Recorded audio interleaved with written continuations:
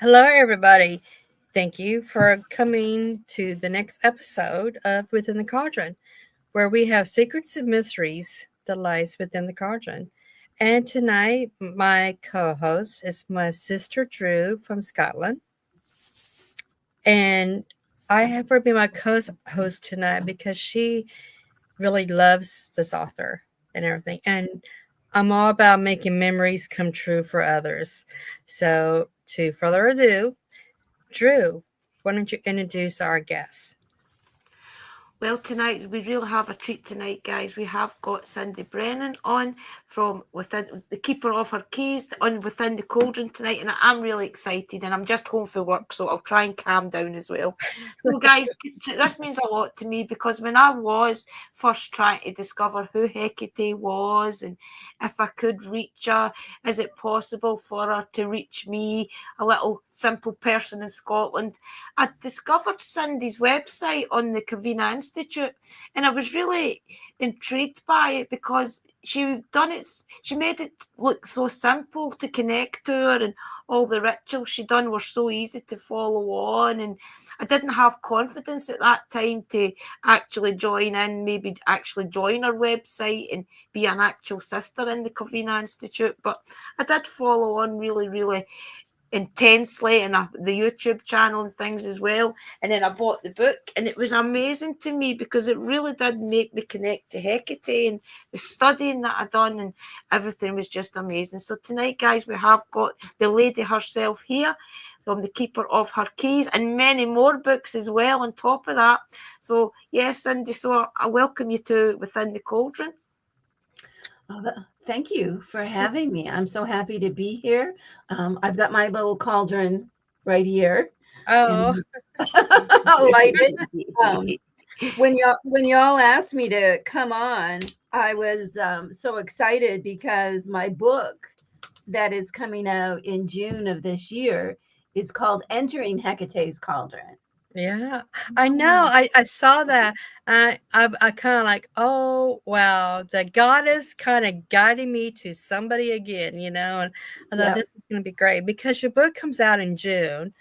And I was going to talk about it later, but let's talk about it now.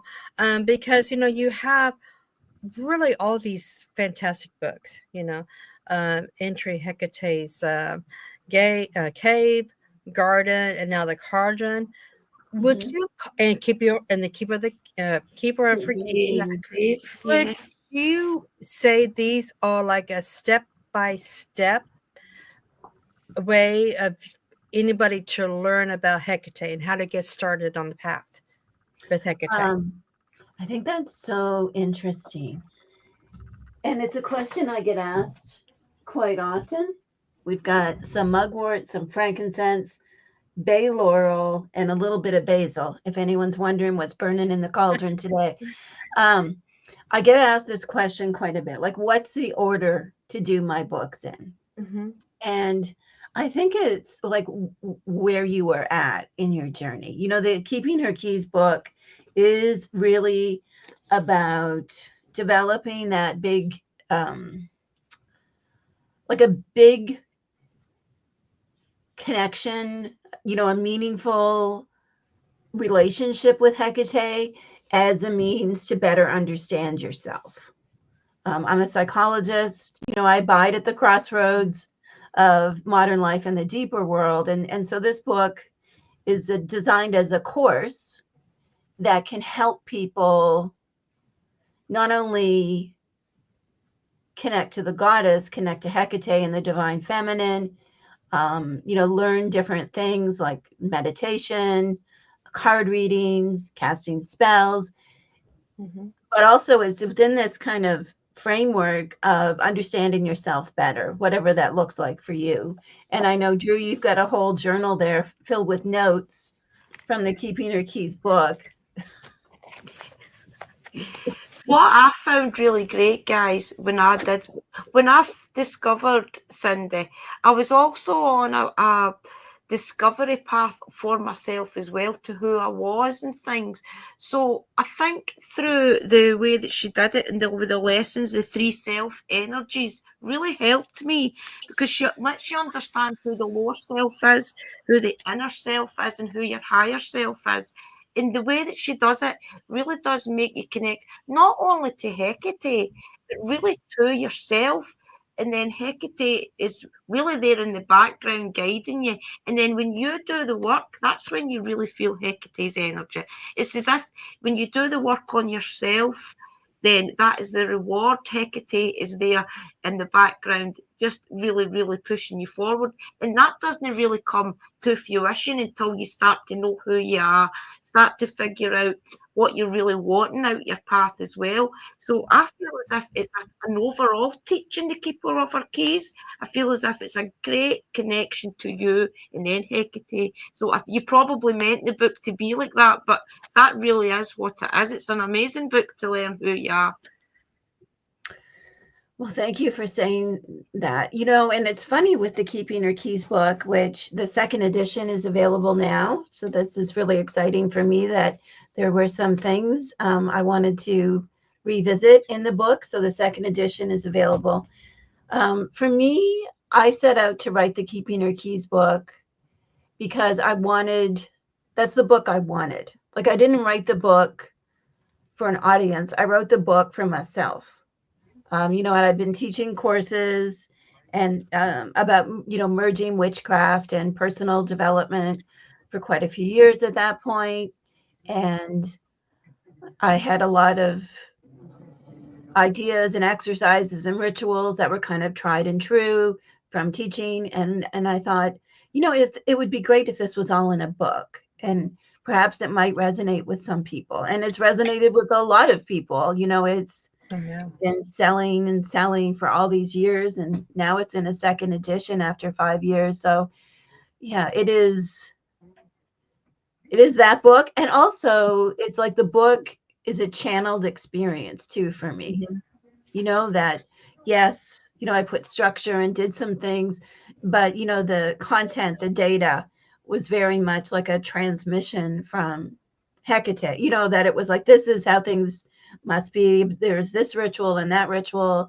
And so for me, the book is really a representation of a way to, like you were saying, know yourself better, know what you want better, while also developing a truly spiritual practice of witchcraft that includes witchcraft, that it's not just about casting spells. It is about this deepening connection. So thank you for that. No, definitely, yeah. Drew, why don't you go ahead with the first 2 questions, hon? Okay. So, Cyndi, we have set some questions for you tonight. I hope you don't mind. They don't go too deep, but they are good to get to really know you and let the audience get to know you a little bit better. So, how did you get started in your path? That's a great question. I want to ask the 2 of you that. I don't know. I was the weird little girl in the woods, picking up sticks and rocks and leaves and doing things with them when I was really small. So is that where we got started? I don't know. As far as, doing this as a career, it's been just about 8 years since I left my mainstream career and really answered the call to do this full time. And yeah, I think I was always this way. This is just who I am. It's amazing that you say that though, because I think we are born the way we are, spiritual, witches, whatever you want to call it. And then life kind of happens, doesn't it? And it's not until you reach maybe, I don't know, because it's different for everybody. For me, it was when I reached about 40 years of age and I had a little mini breakdown. We lost my son-in-law, so my daughter had to move back in with us with my grandson. He was only 2 or 3 at the time. So that was really devastating for me because I felt as if I was a really selfish person right up until then. I was on drugs. I used to go off on tangents and just really be who I wanted to be. And when my daughter had to move back in with me, my life was kind of over. That life was over for me because I felt I wouldn't could hide anything anymore. So it made me face up to who I was at that moment in time. So my life took a 360 because I had a kind of mini breakdown. So on the breakdown, I was on my toilet at 3-4 in the morning, just calling out to anything that would save me, really. And I seen and it was kind of in my vision's eye, but it was also there. It's hard to remember because I really wasn't a trauma at the time, but I seen something smiling at me, which I thought was the Grim Reaper at the time. And through the next day, and then when she smiled at me, I just knew everything was going to be okay. So the next day, waking up from that, I had a whole new lease of life. I just knew what I needed to do in life. I needed to get off the drugs. I needed to go for help that I should have went for in the first place. And I just knew everything I had to do. Could find the words for my daughter. I was there, and my life just took a 360 after that. And then I wanted to ghost hunt as well. So doing research online kind of made me step up to who I was supposed to be in life. And then that's when I kind of found all the witchcraft stuff. I wondered who it was. I didn't know what had happened. So through doing the research and things, I found that to ghost hunt, I would have to lower my vibration, things like that, and clear my energies and all this. So doing all of that, because this is not about me, but doing all that, I feel as if that's when I really found who I was. So I think we all are spiritual, but life kind of takes over. And then maybe your 40s, for example, when you take a breakdown, that's when you really find that you were this way all along. It's just that life kind of happened. People didn't believe you. People thought you were weird when you were playing in the woods as a kid and things, So I'd really totally get that, Cyndi, yeah. And your book helps to get back to who you are. It really does. Oh, thank you so much for that. It's so interesting hearing you talk about having a breakdown. Like, I think we have to have a breakdown to break through. Yes. Right? Like, whatever is going on in our lives, like you were saying so rightly, that life happens. Yeah. There's a lot of conditioning that goes into, downplaying the intuition, downplaying magic, downplaying something as simple as like a connection to the moon or being able to talk to spirits. And and when we get to that point, those Hekate bathroom moments, I'm alone. I've had my Hekate bathroom moments. I've heard so many stories. It's like, those bathroom moments or, late at night. And it's like we are in despair. And, like she comes to us, right? Because she understands darkness, right? And she understands that darkness can destroy, and also that darkness is the cradle of healing and security and safety. That especially for those of us who are close to the moon, that there is something about the night that is sacred and safe in many ways, even though it does have the dangers, but there's just such a beautiful power of when we get to those points, when we fall down the stairs of life and she meets us at the bottom with like the key and the torch or a touch or a dream. Sometimes it's a terrifying dream, right? Sometimes it's a dream that scares the life back into us. Right? So it's not always gentle. I don't want to say that Hekate is always gentle. Yeah. She kicked you up the bottom. Yes. So how does it feel, Cyndi, when you hear like Drew, and I'm sure Drew is not the first person who has come up and said, Cyndi, your books have changed my life. I found my goddess. That has to be really good feeling. It is deeply touching. It's a good feeling. I feel like a sense of like kinship and affiliation with you because my books have changed my life too. you know, the Yeah. content of them. So it's like we're in this together. Like Yeah. hail Hekate. You know, I'm the transmitter of this information, and you're the receiver, Yeah. and we're in it together. You know what I mean? Like we're learning and growing We're together. all Hecate's daughters. We are. Yeah. We Yeah. have a couple of comments here. Everybody's just dying to talk to you, Cyndi. So, Well, we'll just continue with the questions just now. Or are you taking some audience questions? I'm taking some questions now. Yeah. From Marie K. I had a dream one night when I was 7 years old. She came to me. I was frightened of her because she talked in riddles. One of the words was, "You never be alone." Never. That's so beautiful. I've had That similar is very experiences. beautiful.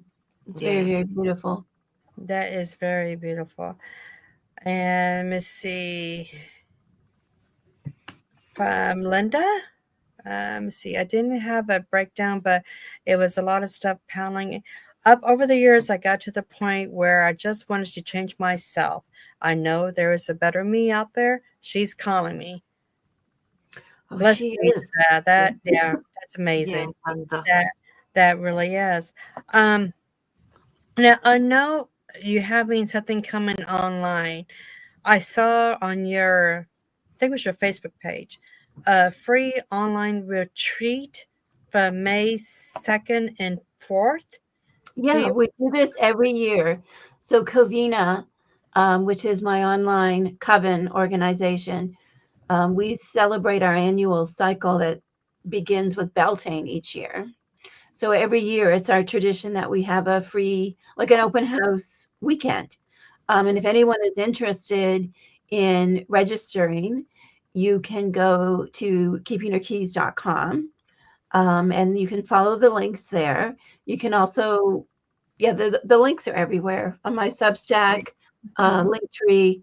Just go. You do have to answer some questions. And then we'll be letting everyone in next week so they have time to settle in.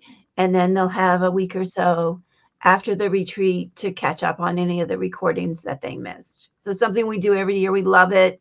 Beltane in Hecate's garden, celebrating this time of the year and the return of the growing season. Wow, I saw that and I was like, I have to admit, I was jumping for joy. I was, oh, cool. I'm not doing nothing that weekend. I know what I'm doing now. With the Covina Institute, how long ago did you start that? Because I know I have heard just along the wavelengths that everybody is just saying, talking about and saying how great it is and everything. So when did you start that? And did you start it for those like Drew and us to learn? I did. So I first started, I actually, with, I recently celebrated the 8th anniversary of teaching online courses, with the arrival of, I do a lot of things with the astrology. So I start, so I start and end things based on certain astrological events. So it was 8 years ago, when Aries moved into the sun, that I first started teaching online classes. And then it'll be 6 years on the autumn equinox this year that I launched the Covina Institute in Mighty Networks. For me, it's very important to create a safe and supportive private space for all of us to explore witchcraft and Hekate. And, we do a lot of deep work. If you're familiar with my books, like the Keeping Her Keys book and its emphasis on understanding yourself, entering Hecate's cave, which is it's a shadow healing book. It's a deep book. And even my botanical witchcraft book, Entering Hecate's Garden, I have a Scorpio rising. I like it deeper and darker. So we needed a safe place for that. And so I felt called to start the Covina Institute and launch it. We have different programs. Right now, we're just focusing on the foundational year-long program. in Hekate and witchcraft, which is called Hecate's Keys, unsurprisingly. And we offer an intermediary and advanced training, and at different points in the year, based on what we're doing, we offer different free programs and then general memberships and things like that. And if anyone wants to come in and they are not able to do so because of the cost, they can always reach out and email my wife and partner in Covina, Kristen at covinainstitute.com, not keepingherkeys.com. Yeah.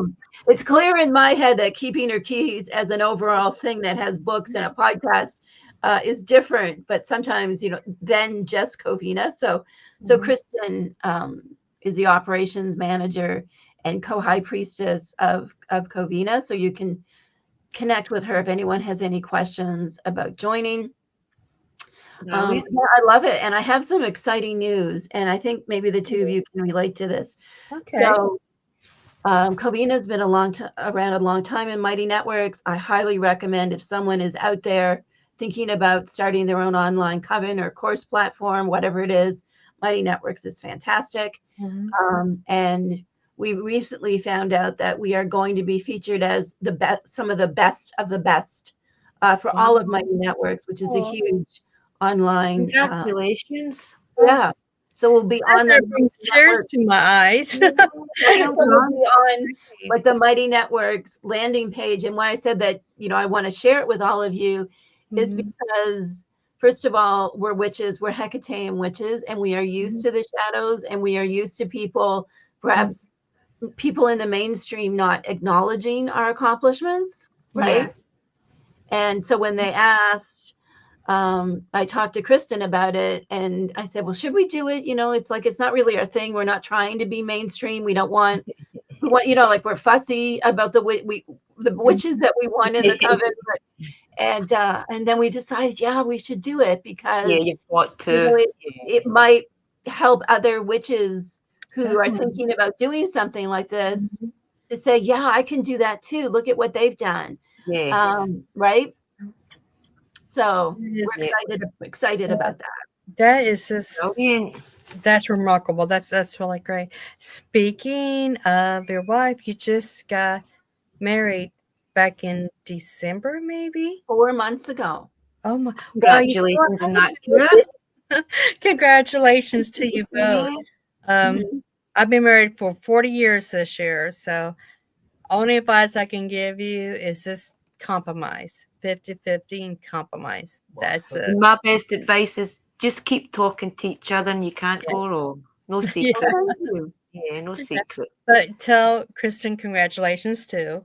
And tell her thank you for sharing your time with us, because we do appreciate it. Definitely. And so does your audience here. Let's see. We have, from Kim. Welcome on, everybody. We have the Beltane retreat is fantastic. A great introduction into the coven. And Linda is saying, I love Covina. Nobody know me, and yet they have been very supportive. It's beautiful. And let's see. And I've always been interested in her recently. I've had some words saying, let me help you walk your darkness and understand your pain. This could be her going through it a lot. That's our sister Willow from the UK. Thank you, Willow, for sharing that. And I'm sure Cyndi appreciates all of these comments that's coming in for her. Congratulations. Oh, yeah. But I guess we're going to get on with everything else. So, well, there is another. Well, you want me to do the second question, Chrissy? Well, why don't you go ahead and do question number 7 right now? Because the reason why we do question 7 is because we actually do this. And right. Okay. Go ahead. There's Hekate night. Can you tell the audience about what Hekate night is, please? Oh, I love talking about Hecate's night. So Hecate's night is I mean, first of all, maybe we should just break it down a little bit. So there are different modern Hecate's nights that are indexed to calendar dates. So I believe there's one in August. There's a couple in November. So these are modern events that have, let's say, loose connections to ancient rituals. All right, So okay. those are calendar dates. So there's Right. one in August, and then there's a couple in November that are specific calendar dates. But then, inspired by practices in the ancient Mediterranean, the night of the new moon or the dark moon, the spiritual dark moon, when there's no moon visible, practices dating back about 2,500 years, that is Hecate's night. All Like right. Hekate has a special night.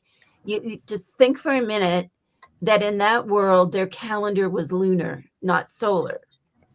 Right, okay. So, right. So the month started and ended on the night that there was no moon visible. That was the Right. end of the month. I know Yeah. we call it the new moon today, right? But Right. to them it was the dark moon, and it was the end of the month. It was the crossroads between one month and the other. And Makes so, sense. Uh-huh. right? So that was reserved for rituals of propitiation to Hecate, for her protection, and so on. So that is, if you've heard of Hecate suppers, which is the act that a lot of us modern practitioners do of taking a meal or other offerings to a crossroads on the night of the dark new moon, which we call the new moon. That going out there and leaving a supper, that dates back over 2,000 years that people have been doing that from. So to me, when you say Hecate's night, my mind goes to the night of the dark moon. But we also need to keep in mind that there are modern kind of calendar dates. I think it's Right. August the 13th, I want to say. Yeah, And I think August. it's We always do November the August 16th. 13th. Yeah, August 13th and November the 16th and November the 30th, I think. I mean, every night can be Hecate's night. Come on. Yeah, exactly. Exactly. Yeah. Every night is Hecate's night. We have Sister Willow across the UK who wants to know, how can she connect to Hecate? This is such a great question. And there's so many different ways to kind of open ourselves up to Hecate. And I always want to say, pay attention. Like just pay attention, right? Yeah. Like, I think sometimes when we are really drawn to a goddess, that we can get so busy with, I got to get this ritual right, or I got to do this offering right, or I got to do this right. And we're so like busy on all of this stuff that we lose sight of what it is we're actually desiring, which is a connection to the goddess, right? And, I write rituals, I teach meditations, I love all these things. And at the same time, I'm always going to say, the best way to connect with Hecate is to just get quiet, light a candle, if you can be safely in a dark room with a candle lit, and just call her name. Yeah. Just open yourself up and try to get over yourself. Yeah. Right. Yeah. Try to just set all of that aside. Don't worry about what your offerings won't be well accepted by her. If someone tells you that Hecate is going to get you or smite you down, don't believe it. Hecate is this vast primal presence of the merger of, the darkness with the kind of like the ebb and flow of life and death and the cycles. Like, she is not concerned if we give her carnations instead of roses. Like, she's not going to stress about that. Like, it's Hecate. It's not, you know what I mean? Like, this isn't your sister-in-law. Who really hates carnations. So I will always say that, like, just try to get over yourself a little bit and just sit. And then, someone in the text chat already said something about, like, doing like an inventory and looking back at your life, at dreams or uncanny experiences you've had. And I will bet that she has already been there, because if Yeah. you're feeling drawn to her now, she is already with you. Yeah. You know what I mean? Like, it's your job to pay attention. Yeah. And, and get over kind of yourself and the idea that you're not worthy or you've got to do specific things. Just pay attention and like open up dreams. Hecate is the queen of the dream world, right? Like she rules the night. Yeah. And that deeper world of spirits and dreams, like that's her territory. So look in your dreams. I bet you'd already find her. She might not look like Hecate. I've had some wild Hecate dreams. One time I dreamt she was hosting a game show. Probably was. Just pay attention. She may not look like a stereotypical goddess. Yeah. She will present without a fault how you need to see her. Right? Yeah, I agree with She'll that. show up how you need to see her. I hope that makes sense to everybody. No, it does make sense, because my husband's back here while you're talking about Hecate. Okay, he's like in tears because he's like, "Oh yeah, that is so right," because he's just like looking at the goddess statue right now, and he's just almost in tears, which kind of makes me tear up, because it's a passion that you have for Hecate. It's a passion you have for really any goddess. Mm-hmm. The passion comes from within, which makes your whole body just kind of tingle and shake with the of love of the goddess. And he was telling me, he goes, "Oh, I just love this woman. I just love this woman." And I'm pointing downstairs, like, I got her books downstairs, and he's just like, "Oh, she's just so great." So I just want to kind of say that to you, because when you were speaking, he was agreeing and also in tears. Also in tears. So, we do have Sherry was saying that I'm very connected, and here it's just my grieving is playing on me. God, we have such amazing comments here. Linda wants to know, is Hecate a trickster? Trickster. Well, that's an interesting question, isn't it? So I think maybe we should start by defining what we mean by a trickster. A trickster is a spirit that may kind of do things to spin us around. Yeah, I wouldn't believe you would do that. No. Ultimately, they're trying to teach us something. Like, it's for our own good. So I guess, like, if you are familiar with like animal spirits, it would be like, like here in North America, like the raccoon spirit, or like the fox spirit is a bit of, it's known as a trickster. Like it kind of does things in a certain way, and they can kind of like make us topsy-turvy, yet it's teaching us something. It's helping, it's helping us really see the way. So that's like a trickster spirit. And there's many different trickster spirits and trickster deities. And there's usually a sense of, I would call, like joviality or lightheartedness to what they're doing in their trickery. So I would say Hecate isn't a trickster in that kind of definition. And I would say she can be tricky. Definitely. Don't ever tell you're going to do something and don't do it, because she will kick you up the butt. She will. Yeah. She won't get mad at you about offerings, but if you say, like, I feel called to do this, or, I need to give up this habit or do this thing or whatever it is, and you don't do it, she is going to hold you accountable. But not in a malevolent way, but in a way like, you learn your lesson. Yeah, how's that working for you? Kind of way, Marie says, every time I see her, she doesn't have a face. Why is that? Well, that's a great question. Me too. I'll say this. I always see whenever with the exception of some dreams and other times she takes on different guises.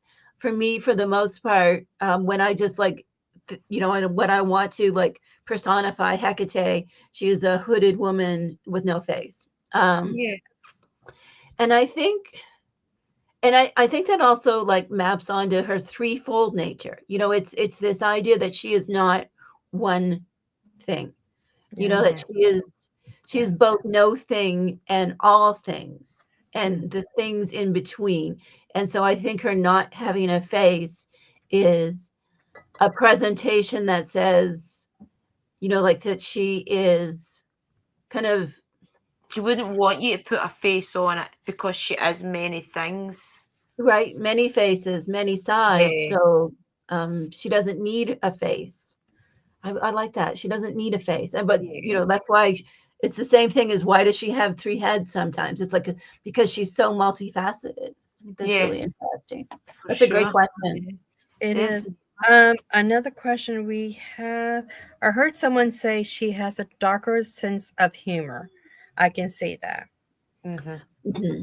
Like I said, I wouldn't classify her as a trickster, but she is tricky and she can be, I think the word is like sardonic, that dark sense of humor. Yes, I agree. Where it's like we say we have a big come to Hekate moment and we're saying we're going to do this thing. We're going to leave this job. We're going to make this situation better. We're going to have this hard conversation and we lay it all out for her and then we don't do it. And she can kind of be like, why didn't you do it?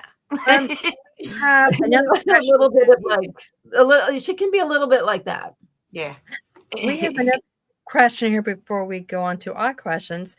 This is off Facebook that somebody was having a hard time trying to get on YouTube. This is from Didi. She says, could you please ask her about me getting a hold of her to talk with my coven? Her coven is a Hekate coven. I think what she wants to do, because we talked earlier, what she wants to know if there's any way you can like do maybe a video call or something with her coven to like a kind of teach, like a presentation. Talk maybe. So yeah, I guess that's what she meant about talk. Just talk with her coven. Okay. So I don't know if you do that or not, but it's a question from the audience and I want to give what the audience wants to hear. So sure. So the best way, if what was her name again? Her name is Didi. The best way for Didi to get in touch with me about anything is to email info, like info at keepingherkeys.com, and we can discuss anything there. Awesome. Great then. Great. To continue on with that question, Drew, why don't you do number 6, hon? Yes, I will. That. So, what made you decide to start writing? I felt, Drew, you were talking earlier, like you just knew things had to change. Like you just knew it. And I just knew that was what I was meant to do. I just knew it. Yeah. Mm-hmm. Oh, excuse me. Bless you. Well, bless you. Bless you. The spirits. I have spirit sneeze. I don't know if either of you do that. Like if the spirits are around me, I give these little sneezes. Spirits. Here. Yeah, and I just did a lot in my life. Excuse me, a lot in my life to prepare. I knew I was being called by Hekate to start writing. First, I started with a blog, and I did a lot in my life to prepare. I was a single mom. Well, up until I got married, I'd been a single mom forever, and I had a lot to do. Like if you have a family and responsibilities, you kind of have to plan and prepare. And so I did all of that. And then and I just stuck to the plan. It was really, I really believe in soul contracts. Are y'all familiar with that concept? Oh, yeah. And I really believe that it was time, and that kind of paragraph in my soul contract, it was time to fulfill it and be brave, right? Like, and be brave and answer Yes. the call. Like, the time had come. So I don't really feel like I chose it. I feel like I was chosen. Yeah, you were meant to do it. It was Yep. your purpose. Yeah, definitely. I agree, because the books that you write is, well, I've only read The Keeper of Our Keys, and it really has got that structure to find your spirituality.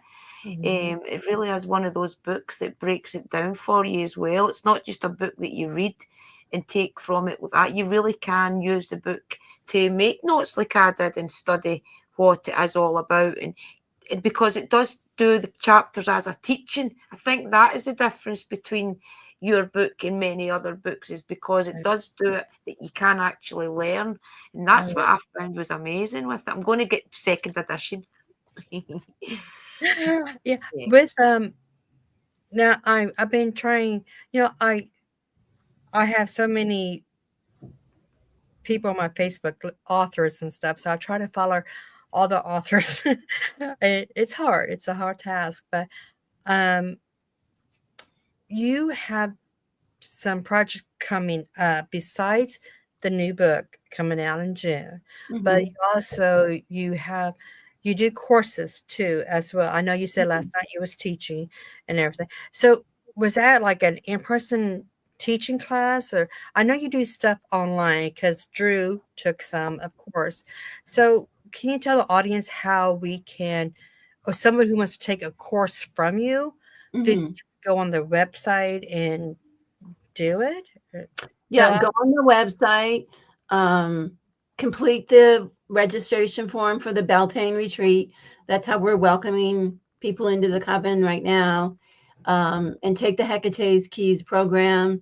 It's a really great program. It's for anybody. You don't have to be an experienced witch, but if you're a seasoned witch, you'll learn some new things. And we have a great supportive community, and I have a great circle of torchbearers and guides. So it's not just me and Kristen. We're surrounded by some really amazing expert witches who help everybody. So that's, if they want to take a course from me, come on into the Hecate's Keys program. That's where everyone kind of starts. And then we do have intermediary and advanced programs, but they are for those who have already gone through the Hecate's Keys program. Right, that's interesting. That is really interesting. I hope that helps a lot of people who are out there now listening in and saying, "Oh my gosh, Hekate, I need her." I really need to get a hold of her. And so, you are so inspiring for a lot of people. I mean, to bring this goddess into our lives and kind of give us a step by step from your books on how to do everything, the courses and everything.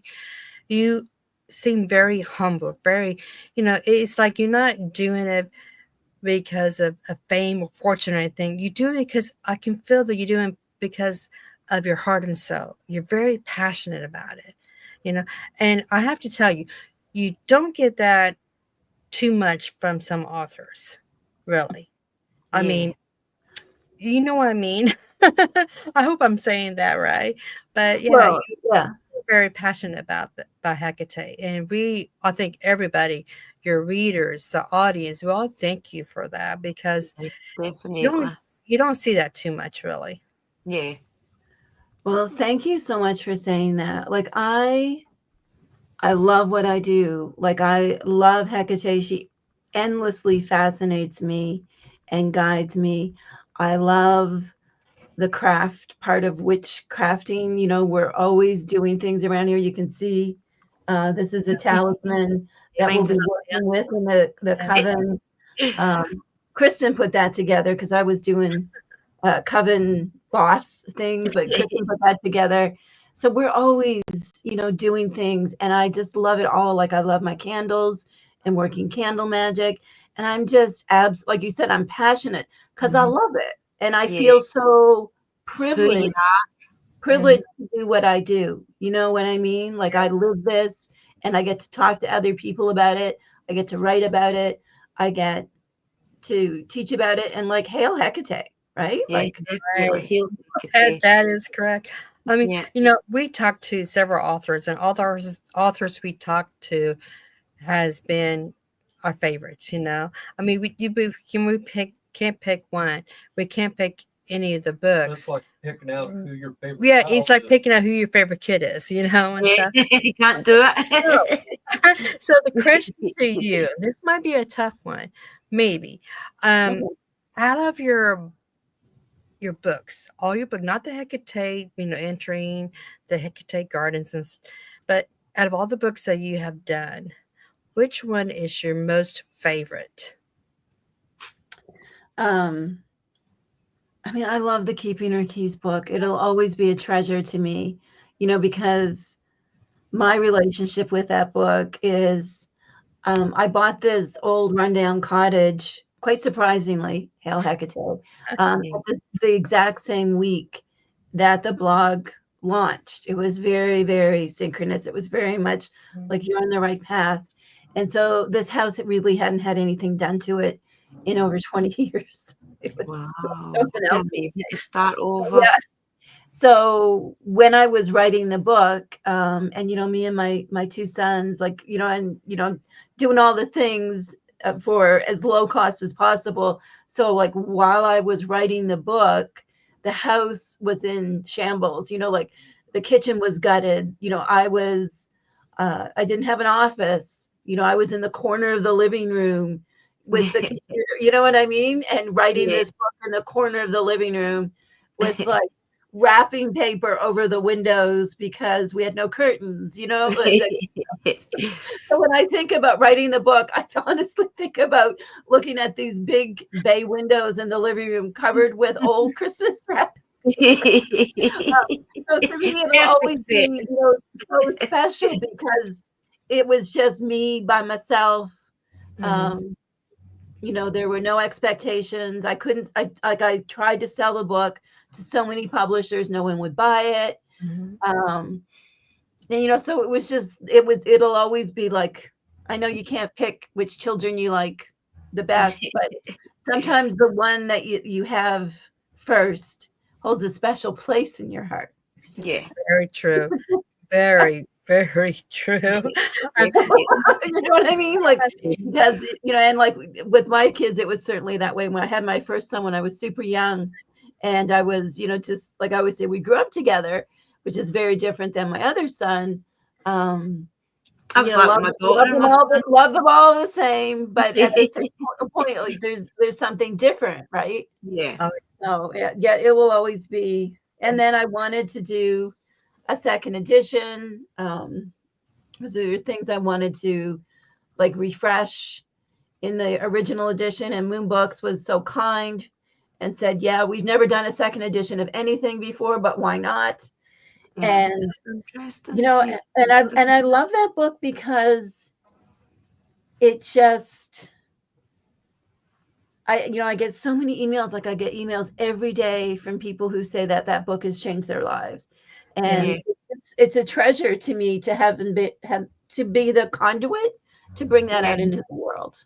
Yeah, I know that book is, I mean, yeah, it's fantastic. I mean, it's, to me, I think it's a great book. If anybody wants to start learning about Hecate, it's just one of the best books around. Tell you the truth, because it's really good. But I'm biased, you know. I'm too. You're a good author. You know, all your books are, you know, fantastic and everything. So back with the kids now. So just as kind of like a fun off the wall question. You have two. Okay. So does your kids ever come up to you and says, "Mom, I'm your favorite," right? Right? No. Favorite. No. No. Wow. They will tell me that they are my favorite. Like they, you know, like they'll be like, "I'm your favorite," right? Like right. They're just like, I'm your favorite son. One year, one of them gave me a card that said, you know, like, from your favorite son. Side. They both know in their hearts that they are my favorite, and that's good. I Yes. have 4 kids. And so each of my kid would come up to me and go, "Mom, I'm your favorite, right?" I'm like, "Yeah, yeah, yeah, right." So one time when I was at work, I text each of my kids and says, "Psst, don't tell nobody. You're my favorite. I love you." All 4 of them, all 4 of my kids call me while I was at work. I go, "Mom, I knew I was your favorite. I knew it." And then when I got home off of work and stuff, and we got together, and they was all really nice to me and everything. Clean house, did dishes and everything. And they go, "Mom, I love you so much. Thank you. I want to tell the other kids." And then his sister, we heard him and said, "What? No." She texted me and said, and then here comes my youngest daughter and my youngest son saying, "No, she texts me. I was her favorite." And then they kind of like corner me and says, "Who is the favorite?" And I'm just like, every one of you. All I of go, you. "You cannot choose because my love runs deep." So this is just a little stupid story. I just got to tell you. Oh, that's a good story. Yeah, it's a good story. But I think we have, Drew, I think you have a question about, number 9. Number 9, Number 9. So, what can one ask Hekate for? What offering does Hekate like? Oh, this is a good question, isn't it? I mean, there's a lot to this. So, what can one ask Hekate for? I would kind of like go back.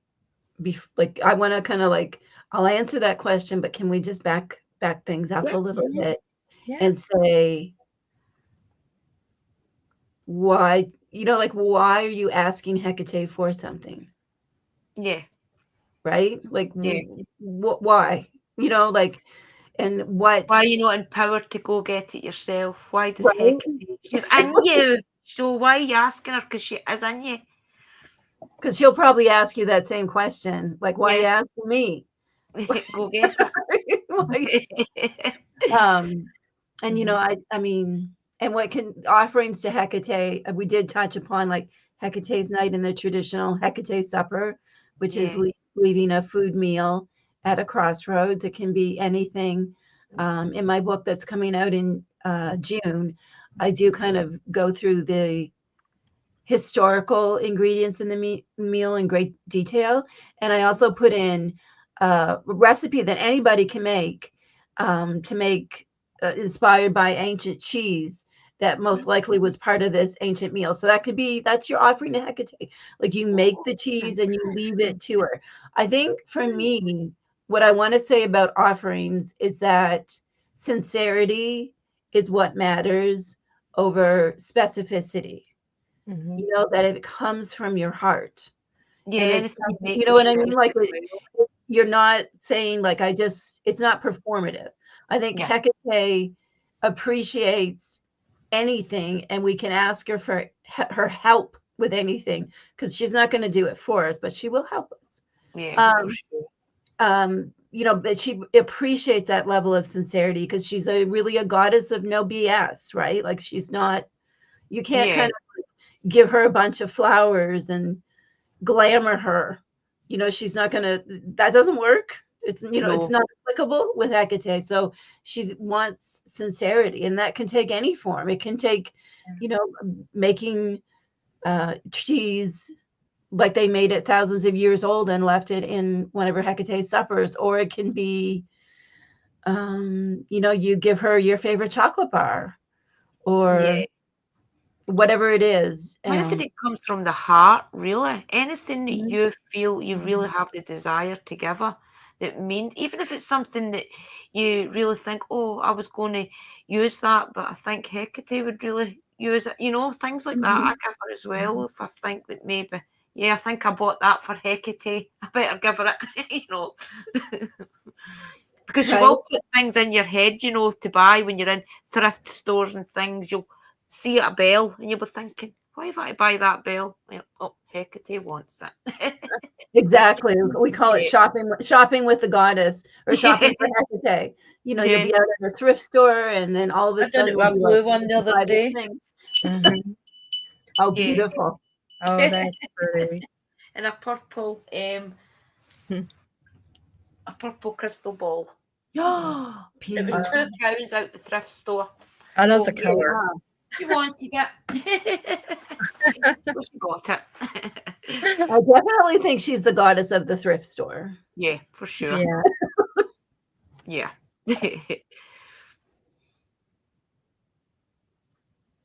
Okay. Sorry, my computer just went down. I was like, what? There's Stop. a lot of people saying things as well. Alison says, household scraps, letter, all of it from the heart is for Hekate. Mhm. Absolutely. Yes. Yeah. Yes. So we're almost to the end, but I want to touch base on what is happening right now with any projects you have besides the book coming out in June. Do you have any workshops, conference you will be doing? We're staying home and staying focused on Covina, and really supporting the Hecate's Cauldron book that's coming out. The podcast, we generally do 1 or 2 episodes a month, so you can listen to the Keeping Her Keys podcast. We recently launched on Substack, and we're spending a lot of time building up our Substack and so on. I really love Substack. It's a great tool for authors to connect with readers. So we're working on that. And I am also working on a book that will come out in 2027, hopefully. Oh, But wow. even what it's about, a mystery for now. She also has a YouTube channel, guys. I'm going to put it in the chat, okay? That would be great. 2027, that's a long time, Cyndi. You would have to wait and wait. It takes a while for me to write my books, like there's a lot of research. And I think especially where any of the spells, rituals, meditations, anything in my books is Mhm. something that we know works because we've done it in the coven, and we've, see how other people like receive it. And sometimes we kind of adapt it a bit for the books. So, like it takes time Oh, to yeah. make sure all of the things work. Because I don't put anything in my books that I'm not confident can't be helpful to people. I don't just write spells and send them out into the world. If I'm writing a spell, I know that dozens and dozens of witches have already done this spell with some success. So it takes time for my books to come together like that. And then we appreciate that too. We really do, because I think a longer author spends on a book, the more they research the resources and everything. Yeah. That's good, because like myself, and I'm sure everybody else, we like to have a book that we can actually educate ourselves on, truth, not the fakeness, but the truth. So yeah, that is very appreciative for 2027. I can wait that long. So that's okay. But I just want to say thank you, Cyndi. Yes, she's an amazing lady. You really understand Hekate. You really, get it.